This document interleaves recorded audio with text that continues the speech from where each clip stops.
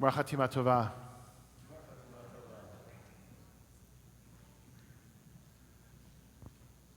One of the deepest impulses in man is the impulse to record, to scratch a drawing on a tusk or keep a diary. The enduring value of the past is, one might say, the very basis of civilization. American author John J. Chapman. Over the years, I have spoken about my grandfather on numerous occasions. He has been a role model and a connection to my Jewish identity in many ways. He taught me the importance of learning, of thinking, of arguing, but there was something that he failed to teach me, something that I didn't learn from him. That is the importance of history. Don't get me wrong, much of how he looked at the world was shaped and driven by the life that he lived and the tradition that he had inherited. But when it came to talking about the past, to sharing with those around him why he was the way he was, why he made his decisions, that was not something that he was good at. Perhaps my mother and my uncle could tell you differently, but I never really knew what it was like to grow up in the former Czech town of Service, now actually in the Ukraine. My understanding of what it was like for him comes from the books I've read or Fiddler on the Roof. Anything other than what he told me. I have a picture of his mother and his father on our wall. But as I think about it, all I really know about them was that he was a chazan and a shochet, and she was the mother of 15 children. I wish I had more than that. I wish I knew the history of who they were, what they believed, what they valued, what brought them joy. There is something missing in my life in that I do not know these things, that I do not know the history. On Rosh Hashanah, we took a look into the future as we struggled with how new technology both supports and challenges our Jewish lives. Tonight, we turn our eyes to the past. We come together to recite prayers that were written centuries ago, to be part of a process that has been with our people since we wandered together in the desert. Many of us stand here today because we want to honor the memories, the lives, even the sacrifices of our ancestors. We come from a rich tradition filled with history. But do we know it?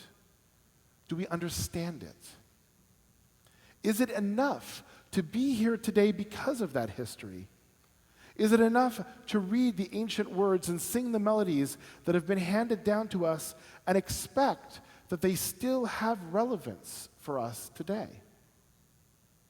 The truth is that for many people, the answer to these questions is no.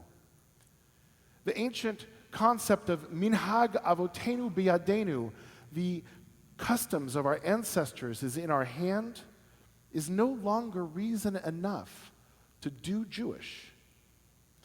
So tonight, on a night when we try to both look backwards and forwards at the same time, let's examine the question of the importance of Jewish history for all of us living in the world today.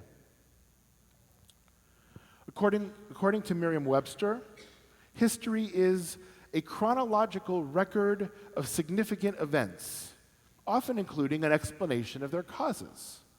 Also, it is a branch of knowledge that records and explains past events.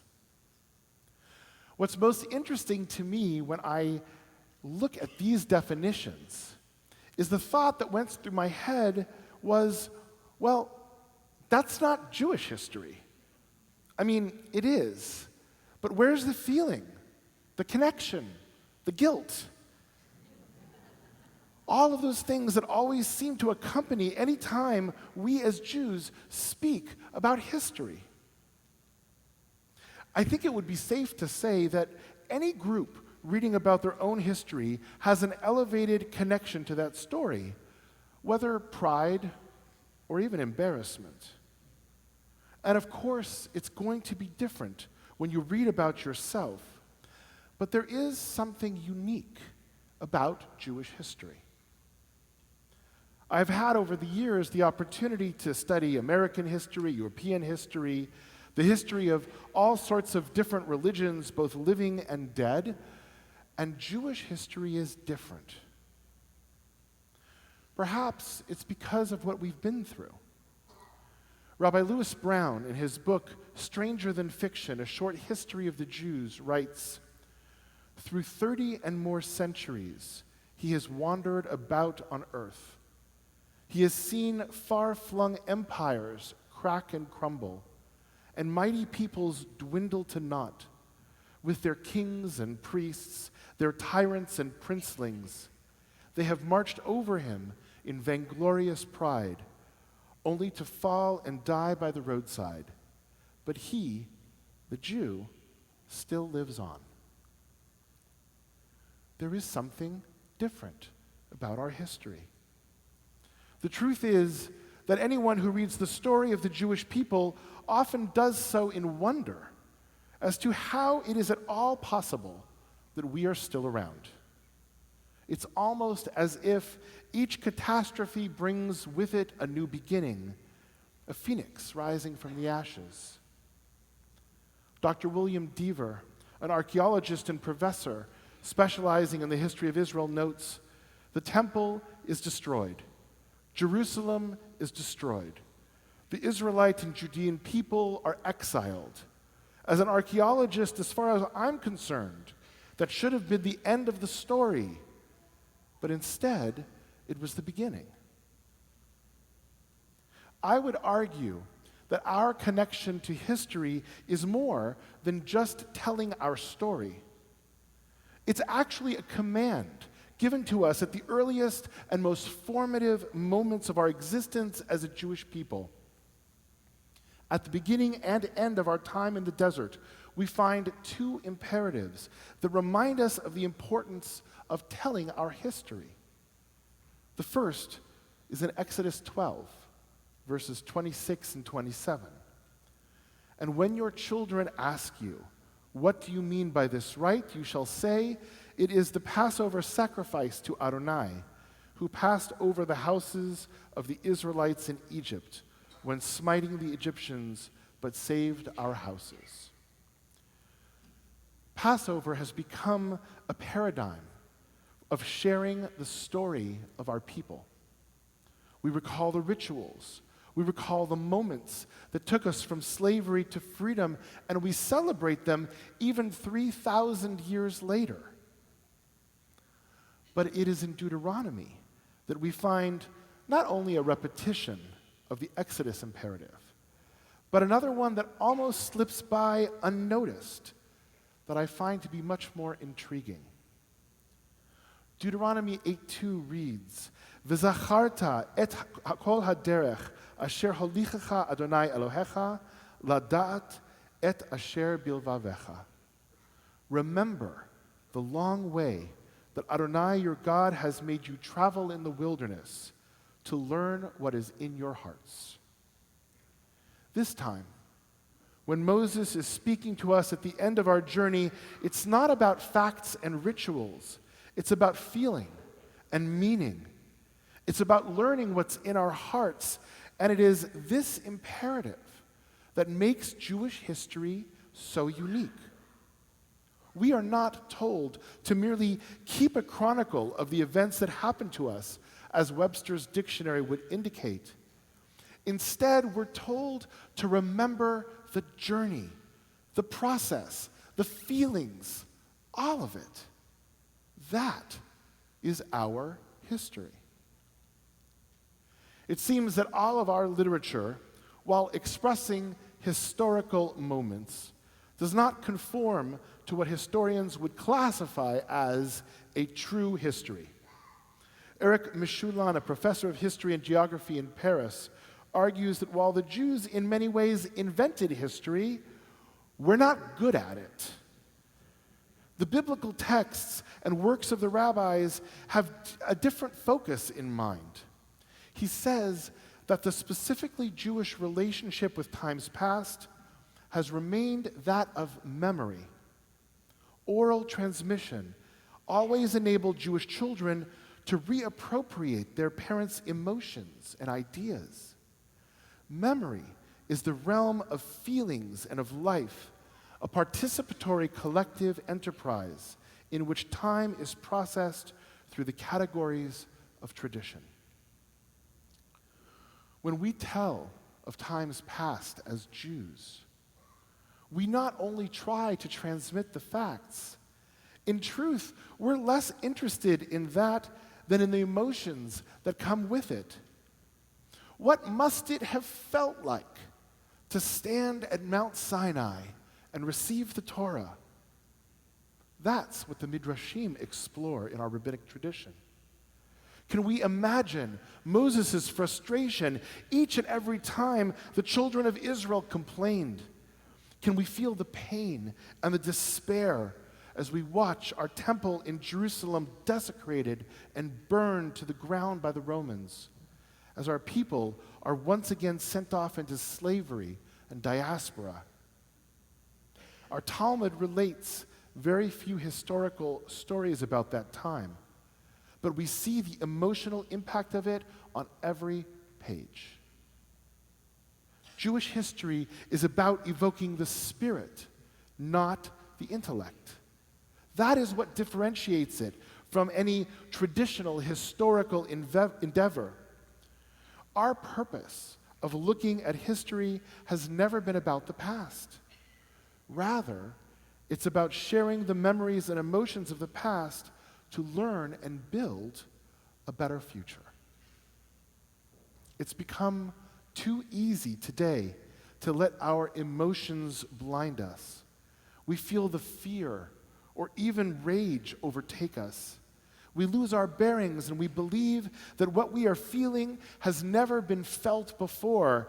And yet, the more we study our history, the more we have come to realize that our people, our communities, our families have indeed felt these feelings before. And we've sometimes even discovered ways to deal with them. And so, Jewish history focuses not on the facts of the past, but rather on the gifts of the future.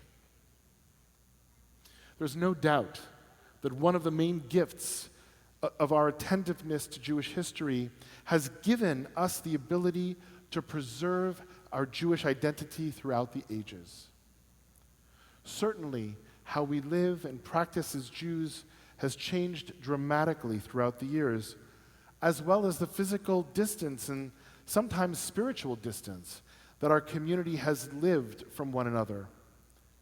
In spite of that, there are certain fundamental ideas and values that have carried with us wherever we are and whenever we are, that identify us as Jews.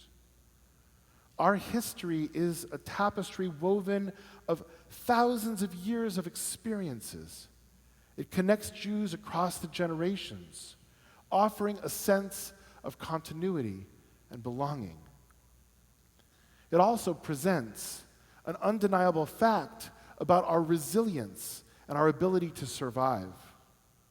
I've always struggled with Jewish historians basing their works on the tragedies that have befallen our people. Some of the most well-known histories of the Jews basically tell our story from one catastrophe to the next. When I teach Jewish history, I try to mitigate that with the many stories of success in our history, whether as a people or as individuals. That being said, there is a sense of awe and pride when I realize all of the trials that we have faced as a people, and yet we are still here. That is the old adage of how to define any Jewish holiday. They tried to kill us, we won, let's eat. Studying Jewish history showcases the remarkable resilience of our community. It instills a sense of pride and fortitude among Jews today, reminding us of our ability to ultimately overcome adversity. The next way in which history provides us with a future is in our ability to look back when confronted with things that challenge us and to find moral and ethical guidance in the wisdom of those who came before us. Yes, it's true that thousands of years ago, our ancestors did not have to deal with many of the issues facing us in the modern world, but they had their issues to deal with. Looking back can offer valuable insights into concepts like justice, compassion, righteousness. We can draw inspiration from our ancestors' actions when confronted with moral dilemmas in contemporary life and make use of them in facing our new challenges. We speak a great deal about diversity today. One of the challenges faced by the Jewish community is that we are often stereotyped as being a monolithic group of people. That is the heart of many of the anti-Semitic prejudices. We're all the same. We're all rich. We're all white colonialists.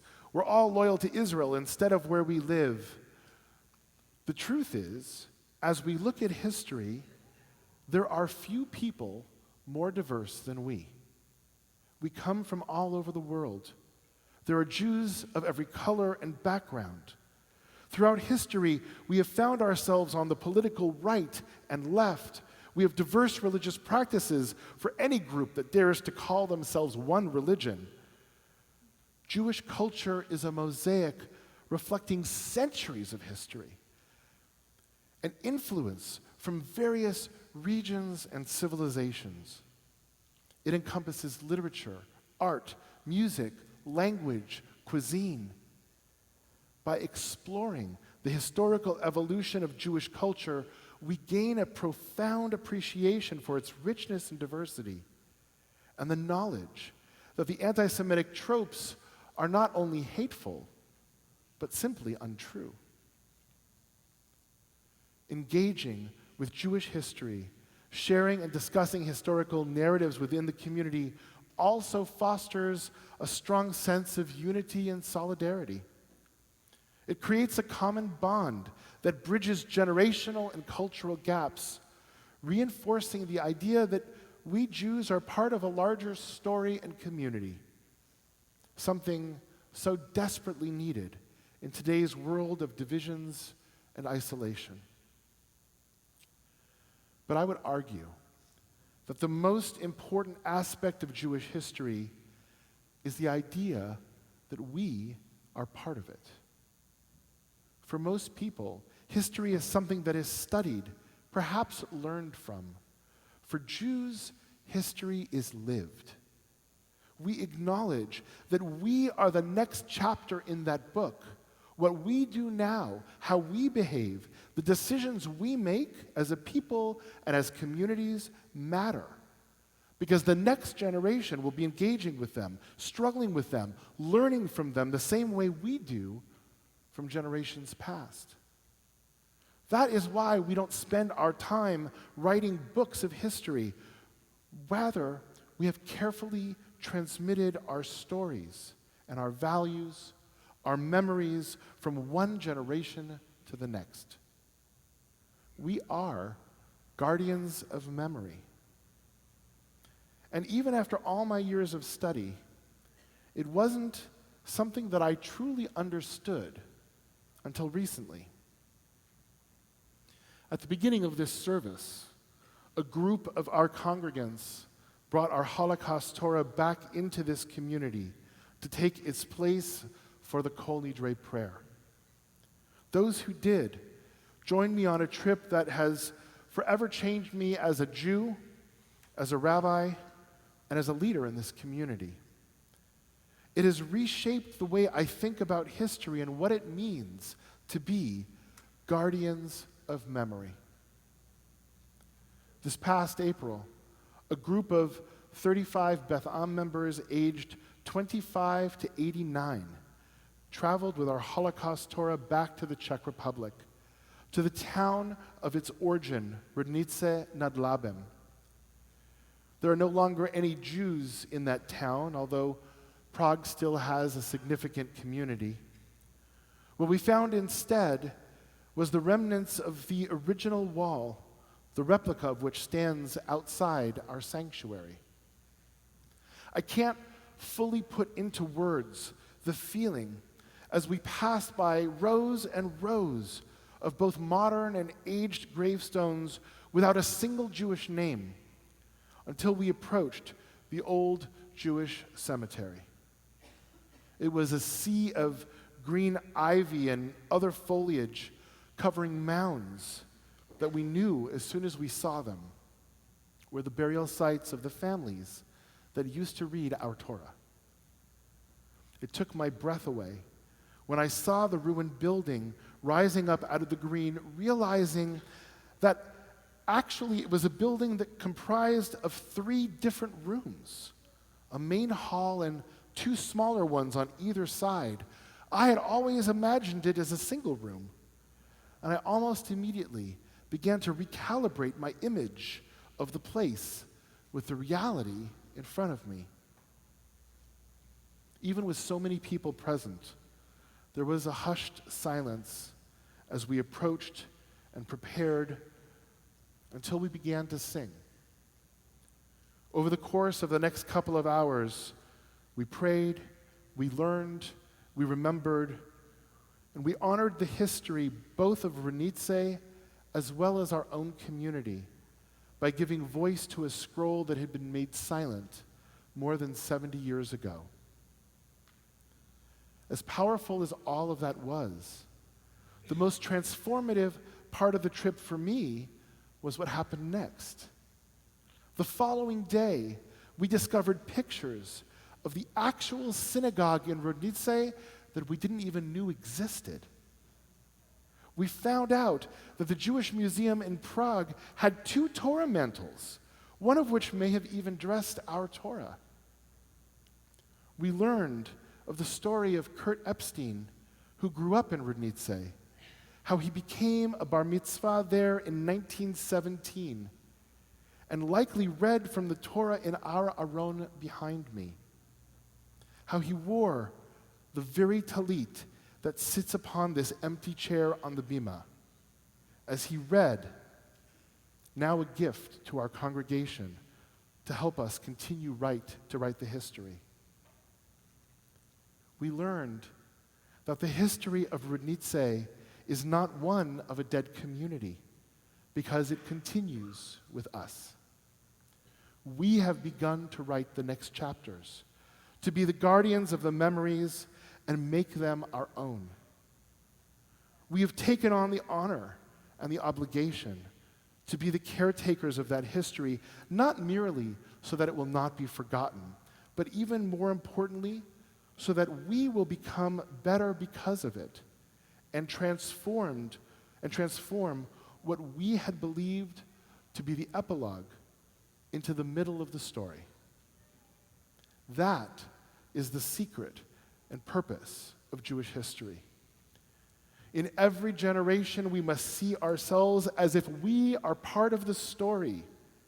We are not and should not be satisfied to accept our history as unchangeable, because we have the ability to do that each and every day. I am still sad that I do not know more about my grandfather's family. But I know how the man that he was continues to shape my story, and will do whatever I can to have the best of him help shape my children and the generations that follow. On this Yom Kippur, we recognize that even though certain chapters of our lives may be sealed, as our liturgy tells us, the story is never over unless we forget. Gemar Chatima Tova.